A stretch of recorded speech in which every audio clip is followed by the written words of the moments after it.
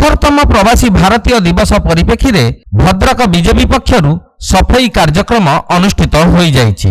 ऐतिह्य प्रेरित युवशक्ति संपन्न प्रवासी भारतीयों 18तम प्रवासी भारतीय दिवस प्रथम थर पई भुवनेश्वर जनता मैदान रे चली।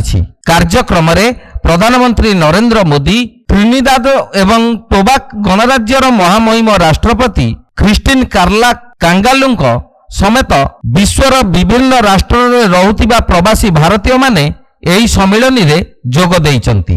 बहु प्रतीक्षित 3 दिनिया प्रवासी भारतीय दिवस ओडिशार पर्यटन और शिल्प क्षेत्र रे एक वैप्लविक परिवर्तन आनिबो बोली चर्चा हेउची।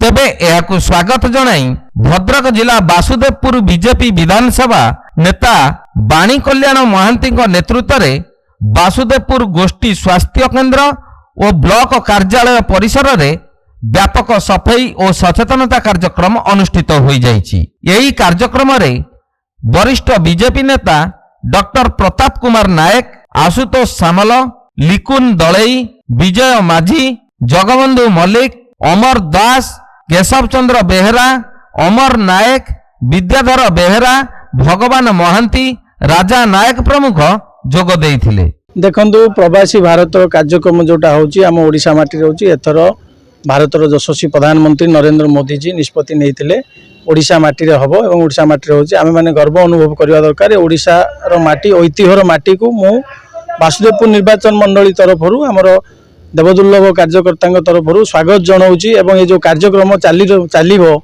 सफाई कार्यक्रम, वृक्षरोपण कार्यक्रम, वृद्धाश्रम रे खाद्य दबा सब प्रकार कार्यक्रम चलो। एवं प्रवासी भारतीय माने जो ओडिशा माटी को आसी से माने देखंतु केते सुंदर ए माटी, ए ऐतिह्यर माटी, ए परंपरार माटी, ए शहीद माटी। निश्चित भाव में पर्यटन विकास हम। कारण आपण माने देखि पारथुवे सारा भारत वर्षर जो माने बाहर रहउचंती प्रवासी भारतीय माने से माने जो आसी से माने 40टा जगह ओडिशा सरकार तरफरु निर्णय करा जायछि। 40टा जगह से माने बुलिबे। विभिन्न विभिन्न जगह रे टूरिज्म प्लेस अछि, से माने बुलिबे एवं बुलिकी दर्शन करिवे।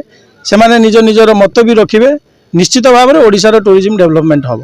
सर्वप्रथम मु नवनिर्वाचित 7टी मंडल सभापति मानक स्वागत जनाऊँगी। से 2025 एटा भारतीय जनता पार्टी प्रथम कार्यक्रम वासुदेवपुर निर्वाचन मंडल से स्व इच्छा एवं बहुत कार्यकर्ता धरी आसी जोग देइचंदी। सेतिपई मो तरफ बहुत बहुत धन्यवाद।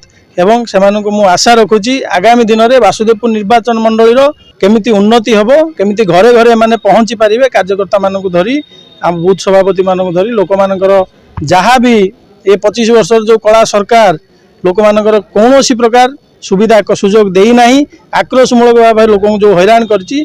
मु आशा रखुची मो आमर जो मंडल सभापति 7 जन हेले सेमानक ऊपर मु आशा रखुची सेमान जिबे घरे घरे पहुंचबे एवं गरीबों दुख बुझे। प्रताप कुमार नायक, वरिष्ठ भारतीय जनता पार्टी कार्यकर्ता। आमर आपण मैंने जानते 18तम प्रवासी भारतीय दिवस ओडिशा सरकार आज पालन करछन्ते एवं ताहाकू आनुष्ठानिक भाव उद्घाटन करछन्ती आमर आदरणीय प्रधानमंत्री नरेंद्र मोदी जी। एवं किछि समय पूर्व त्रिनिदाद राष्ट्रपति तांका अभिभाषण में वर्चुअल मोड रे जो अभिभाषण देले से अभिभाषण रे ओडिशार व्यवस्था को भूयसी प्रशंसा करचंती। एवं आमर अभ्यर्थना साहाय्य समर्थन सबु विभाग रे पुलिस ठू आरंभ करी सरकार पर्यंत समस्त कार्यक्रम रे प्रवासी भारतीय माने संतुष्टि प्रकाश करचंती। एवं सेमाने मध्य ओडिशार प्रगति पई प्रचेष्टा करिवे ये प्रस्ताव मध्य सेमाने रखिचंती। यह होची ओडिशार सबुठारु गर्व एवं गौरवर विषय 7 मास सरकार।